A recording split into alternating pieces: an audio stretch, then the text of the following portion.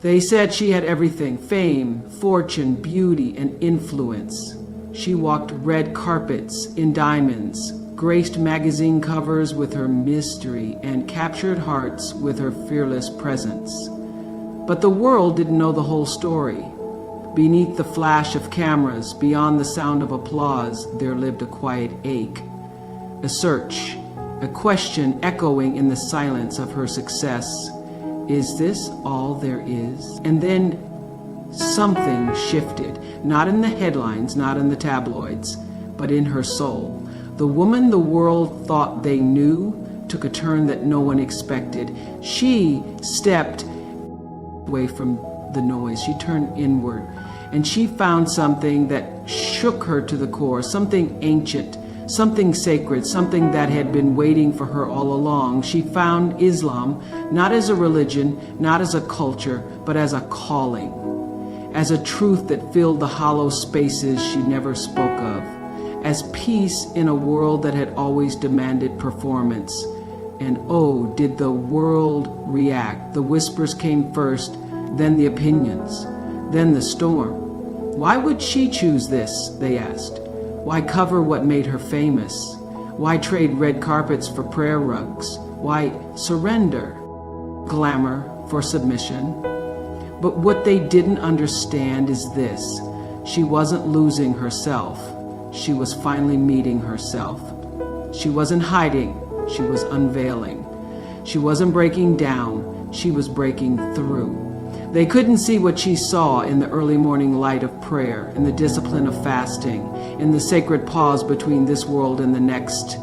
They didn't hear what she heard in the rhythm of recitation, in the language of mercy, in the quiet humility of bowing.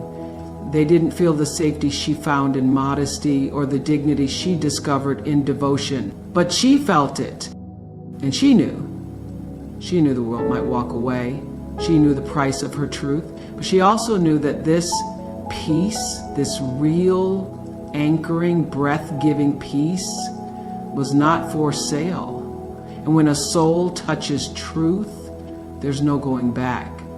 She began to walk differently, not in fear, but in strength, not to be seen, but to see. And with every step, she stepped deeper into the woman she was always meant to be. Softer, stronger, quieter, wiser.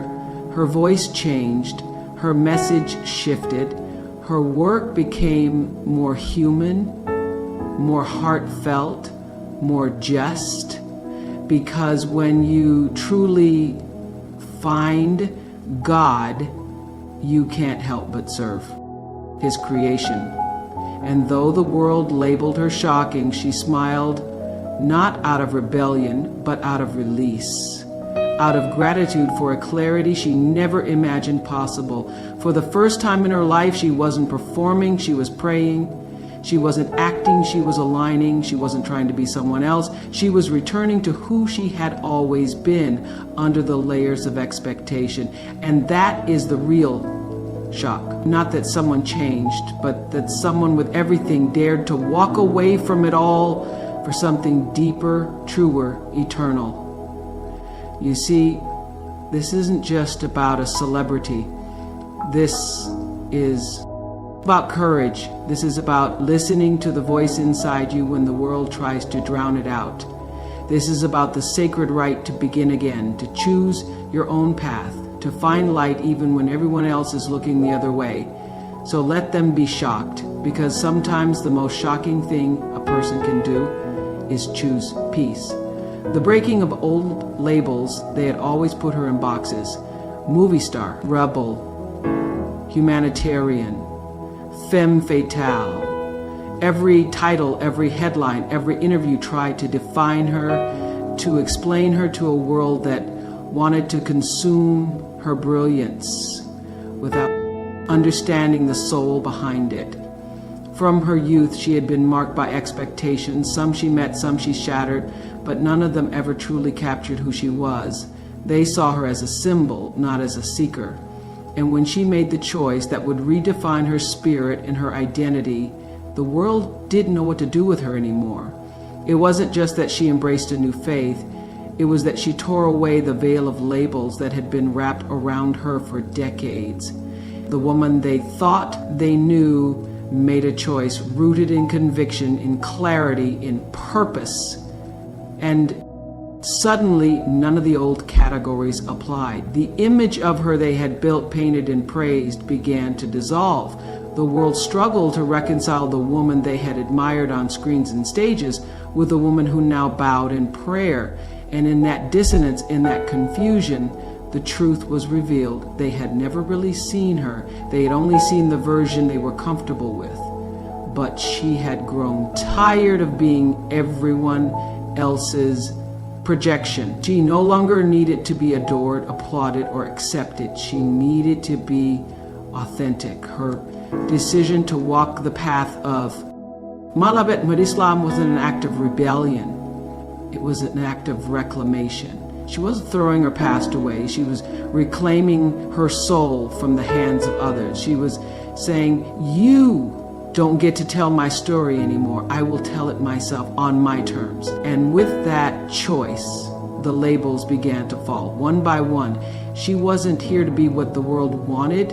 She was here to be what she was created for.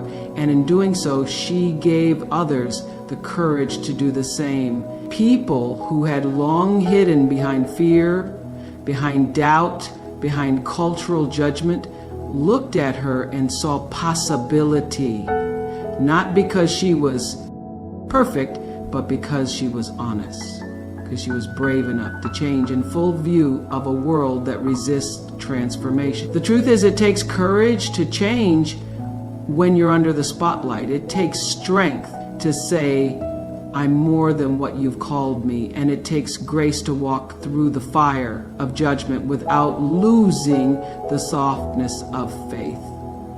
She did all of that, not to be praised, not to prove anything, but because something deeper inside her had awakened. And once awakened, the soul cannot go back to sleep. This wasn't about rejecting who she was. It was about rising into who she was always meant to be, not a symbol, not a spectacle, but a woman of substance, clarity, and truth. And in breaking the old labels, she became limitless, not because the world said so, but because she finally believed it herself. The beauty in surrender. There is a kind of strength that doesn't roar, it doesn't perform, it doesn't push, it simply lets go. And in that release, it finds something extraordinary. Peace. For her, the journey toward Islam was not marked by grand declarations or dramatic conversions. It was quiet, it was personal, it was sacred, and above all, it was a surrender. Not a loss of control, but a return to alignment. A return to something deeper than identity, deeper than achievement, deeper than the applause of the world. She wasn't giving up. She was finally giving in to the truth her heart had known for a long time but had never been given permission to embrace. Surrender, in the way the world understands it, looks like weakness, like passivity. But in truth, real surrender requires more courage than control ever will. It requires the ego to be silent, the pride to soften, and the heart to speak. It takes everything to kneel when the world is taught you to stand tall at any cost. It takes everything to say, I don't know all the answers in a world that demands certainty. And it takes everything to trust the unseen, to believe in the sacred, to bow in submission, not because you are defeated, but because you are finally found. She had tasted everything the world said would satisfy, fame, fortune, admiration, but none of it ever quieted the ache. None of it made her feel whole. It wasn't until she surrendered to something higher than herself that she finally felt grounded. Prayer wasn't performance, it was presence. Modesty wasn't restriction, it was protection. And surrender wasn't a cage, it was the key. Every time she bowed in prayer, she was rising in purpose. Every time she let go of who she thought she had to be, she discovered who she truly was. The beauty of surrender is not in what you lose, It's in what you make room for: peace, clarity, mercy, direction. These are the gifts waiting on the other side of letting go. And she began to live differently, to speak differently, to love differently, not because she was trying to be someone else, but because she had finally stopped pretending. She had allowed herself to be led. She had stopped fighting the current and let it carry her home. There's something breathtaking about a woman who knows where her strength really comes from, not from applause, not from status, but from divine connection, from stillness, from sacred submission. And in that surrender, she became more powerful than she had ever been, because she no longer needed to be in control. She trusted the one who was. The world saw what they didn't see was the peace. The unshakable, radiant, grounded peace that lives in someone who no longer needs to hustle for worth or chase after meaning. She had found it, not in doing more, but in being more. And in surrendering to something greater, she became greater, not in the eyes of the world, but in the eyes of the one who made her. And that, above all, is the most beautiful victory. Facing the backlash with grace. When she chose a new path, the world didn't respond with silence. It responded with noise. Loud, judgmental, relentless.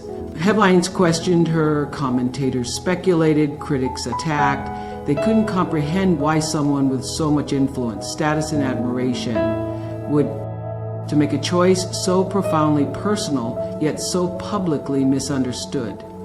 People who once praised her now turned their backs. The world that once applauded her freedom now questioned her autonomy. And through it all, she did not shout back, she did not justify, she did not bend. She faced the backlash with grace. There's a rare kind of strength in quiet resistance.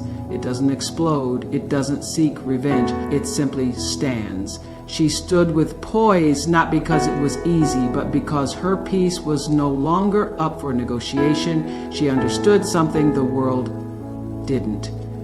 When you find, if you don't need validation, she knew the difference between noise and purpose, between popularity and peace. And in choosing to walk with dignity instead of defensiveness, she revealed a strength that could not be shaken. The world tried to paint her decision as rebellion, as crisis, as confusion. But what they didn't see was the clarity behind her eyes, the calm that only comes from a soul anchored in something unshakable. She didn't waste energy trying to convince the world of her worth. She didn't react to every comment, every rumor, every insult, because she understood. The moment you know who you truly are, the opinions of others lose their power. Her silence was not weakness, it was wisdom. It was restraint born of a heart that had surrendered to something greater than approval. And in that silence, she taught others how to respond to criticism with calm, with elegance, with unwavering conviction. She didn't need to prove herself because her faith had already affirmed her. Every word spoken against her became an opportunity to show what real patience looks like. Every attack became a stage on which grace performed. This wasn't about ignoring pain. It wasn't about pretending the hate didn't hurt. It did, but it didn't define her. It didn't break her. Because when a person walks in truth, they know where to place their pain. They know how to rise even when the world wants to see them fall. And she rose, not with vengeance, but with vision, not with bitterness, but with boundaries. She learned to separate her worth from their worth. People watched her and saw transformation, but the real miracle wasn't just in what she embraced, it was in how she held herself through the fire, with patience, with poise, with power. Rooted in surrender. That's what grace looks like. Not perfection, but peace in motion. And she carried that grace everywhere, from interviews to airports, from quiet prayer rooms to global stages. And so while the world threw stones, she built strength. While others questioned her, she deepened her truth. And while they tried to define her by her past, she stood firm in her present, with faith in her heart, light in her eyes, and grace in every step forward. Discovering the power of inner silence. In a world that never stops talking, where noise fills every moment, discovering the power of inner silence can feel like stumbling upon something sacred. For her, life had always been loud, on the screens, on the stages, in the headlines. The lights never dimmed, the questions never stopped, and the expectations followed her like shadows. But deep inside, there was always a whisper that the world couldn't hear, a gentle pull towards something quieter, more meaningful, more eternal. And when she embraced Islam, she finally answered that call. In the silence of her soul, she found her strength. It wasn't the speeches or the statements that transformed her. It was the stillness, the rhythm of her breath during prayer, the softness of the early morning when the world slept but her heart was wide awake. It was in those quiet moments when no one was watching that she felt most alive, most free, most seen, not by the world but by the one who created her. Inner silence is not emptiness, it is space. Space for reflection, for connection, for healing. And she learned to stop filling every moment with noise. She began to listen, not just to others, but to herself, to the voice that had been drowned out for too long. That voice, once faint, grew clearer with every act of surrender, every chapter of understanding, every prayer whispered in the language of the soul. This silence wasn't a withdrawal, it was an awakening. In it, she discovered that strength doesn't always look like speaking up. Sometimes it looks like sitting still, like being present, like choosing not to react to every opinion or defend every decision. She learned that not everything deserves her energy, not every moment needs her voice, and not every attack requires a response. Her peace became her power. The world measures power in volume, but she learned to measure it in calm. She became deeply intimate with the sacred pauses before dawn, in between movements of prayer, in the recitation of verses. There, in that space, she wasn't a celebrity, a headline, or a symbol. She was simply a servant, a seeker, a soul in dialogue with the divine. This new stillness gave her something she had never truly felt before: clarity. Clarity about who she was, why she was here, and where she was going. Her choices became more intentional, her words more meaningful, her life more aligned with purpose. And the irony was, the more silent she became within, the more impactful her presence became outwardly. Not because she was louder, but because she was real. The silence taught her to respond rather than react, to pause before rushing, to reflect before speaking. It gave her room to grow, space to feel, and a foundation to stand on. While the world continued to spin in chaos, she moved with calm certainty. She no longer needed to be heard to feel valuable. She had already been heard in prayer, in solitude, in sacred connection. That is the power of inner silence. It doesn't shout. It doesn't demand attention. It simply is, and in that being, it transforms everything. It gave her peace that no applause could match, clarity that no spotlight could offer, and strength that no criticism could shake. She found her greatest power not in the noise, but in the silence between it. A rebirth in purpose. She had lived a life many only dream of: global recognition, powerful influence, and the ability to move hearts with her presence. But even at the height of it all, something inside her remained untouched. There was always a quiet ache, a question that lingered when the cameras stopped flashing. Is this all there is? The world told her she had arrived, but her soul knew she was still searching. And when she took the step others feared to take, when she embraced a faith misunderstood by many, something extraordinary happened. Not a breakdown, but a rebirth. It wasn't sudden, It wasn't dramatic. It was steady, sacred, and deeply personal. She wasn't becoming someone new. She was finally coming home to herself.